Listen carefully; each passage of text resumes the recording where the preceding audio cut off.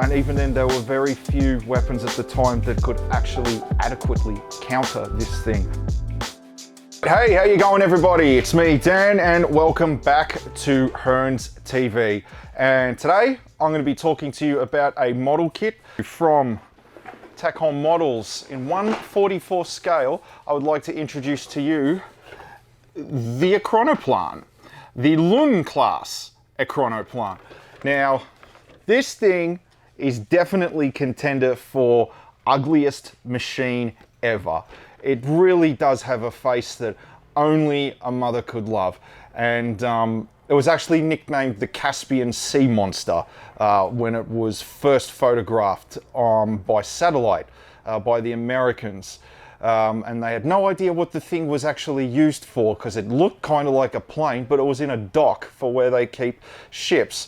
So let's learn a little bit more about this thing. So yeah, this kit is pretty cool, but I'll start off actually with the instructions so you can get a better look at it and I can explain the thing to you. Now, the Lun-Class Ekranoplan. Now, this was the combat version of the test bed. And this thing is enormous, by the way. It's 74 meters long, and its tail up here was just over 5 stories high. And this was the smaller version, actually. The original one, the test bed, was nearly 100 meters long. And its tail was nearly, I think it was just over 7 stories high. Now, this thing didn't fly per se. It sort of floated on a cushion of air just above the water, and this is how it worked. Here are the engines, here just next to the cockpit, and these are the wings. And what this thing would do, it would suck in air, and the jets could actually deflect the jet wash down, so it would go underneath the wing, and that would, as it went forward, it would create lift, and it'd have this cushion of air that it sat on just above the water, and it could move at pretty tremendous speed. Actually, this was originally designed as a rapid troop transport for amphibious units to transport soldiers and vehicles to beachheads very, very quickly. And because of its speed, the combat abilities became pretty obvious. So the Soviet Union decided to make one that could carry here 2 on each of these, so 6 in total, 6 heavy anti-ship missiles to try and combat American aircraft carrier battle groups. And because it floated on a cushion of air just above the water, it couldn't be detected by sonar, it couldn't be destroyed by mines, it couldn't be targeted by torpedoes, and because it was so close to the surface of the water, it was almost impossible to detect on radar until it was right on top of you. And even then, there were very few weapons at the time that could actually adequately counter this thing. So it was of enormous concern to NATO when they first realized what they were going to do with this plane. Fortunately though, it's one of those designs that didn't quite make it and is now relegated to history. But let's have a look at the kit and I can explain a little bit more as we go.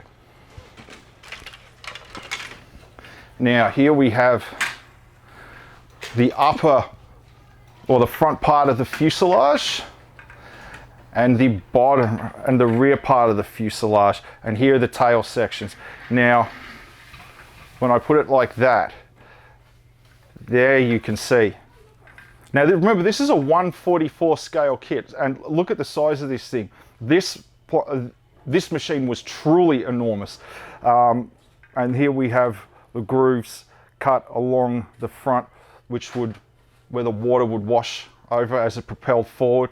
And 1, 2, 3, this is where the heavy missiles were set. And these grooves cut out here were to deflect the blast of the rocket motor kicking in once the missiles were launched. And here we have the tail guns as well. And there was actually a section up the front for heavy guns. for forward firing self-defense purposes. Get those out of the way. Now we're going to have a look. This should help give you an idea of also as well of how truly enormous this machine was. Look at the wings. These were and this is what helped provide the lift. Look at how thick they were. Huge fat wings. And then the tail surfaces were even longer, even wider. Like truly awesome that this thing could move at the speed that it did, over 500 kilometers an hour just over the surface of the water. And here we have the engine pods. There was 4 on each side. On the original Ekranoplan, instead of 2 pods of 4 engines for a total of 8, this one, it also had 2 in the rear, so 10 jet engines. And the original one would deflect the jet exhaust down like this one does underneath the wings. So it would sit on the cushion of air, and once it had enough forward momentum, the 2 jets in the rear of the plane underneath the tail would kick in, and that would propel it forward.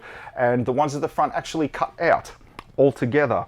And here we have the heavy missile pods, the ones that would sit on the top of the fuselage. And here, these are the pylons that would help keep it afloat at the tips of the wing of the aircraft, or machine, because it wasn't really an aircraft if you think about it. Now, I've sung the praises of the Ekranoplan pretty well in this video, I think, but it did come with some limitations. What it could do extremely well, but the water had to be relatively calm. So on days when weather was bad and seas were rough, it was completely useless, and it could only operate relatively close to shore, so it would never be able to be deployed out in the ocean like in the Pacific or the Atlantic. The waves would have overwhelmed it and it would have sunk altogether. Consequently, the lengthy testing that this thing went through, it didn't actually get built for operational purposes until 1987, and only one got built. After the testing went on for quite some time, and it did very little active duty before the Soviet Union collapsed and the entire project was scrapped. And the remaining Ekranoplan is now a museum piece, I think, in a bay in the Caspian Sea, where it was first originally photographed. And just before we go, just want to have a look at the decals here. The obvious red star of the Soviet Union, and there's the Russian flag there. And here, this is the insignia of the Russian Navy, because it wasn't quite a plane, but it wasn't quite a boat, but it was more of a boat than it was a plane. And I know there was a lot of problems with bureaucracy with the manufacture and testing of this aircraft, who was going to have jurisdiction over it and who was going to operate it. And the Soviet Union was quite notorious for its bureaucracy, as history has shown. Anyway, not much, as you can see, and that's it. There's not really that much to this kit, actually. The pieces are quite simple. This would be very easy to put together. So if you're relatively new to scale modeling and you want to do a large kit, I'd say this is definitely one. This is definitely one that you want to do. And because it's such an odd looking plane, it's definitely one that people would ask questions about. So it'd be interesting to talk about when they come and look at all of your finished works. But yeah, cool. All right, guys. Thanks for tuning in once again. I love making these videos. I hope you enjoyed it. I hope you learned something too. And as always, I always hope to see you in store sometime soon. And as always, rock and roll, guys. Cheers.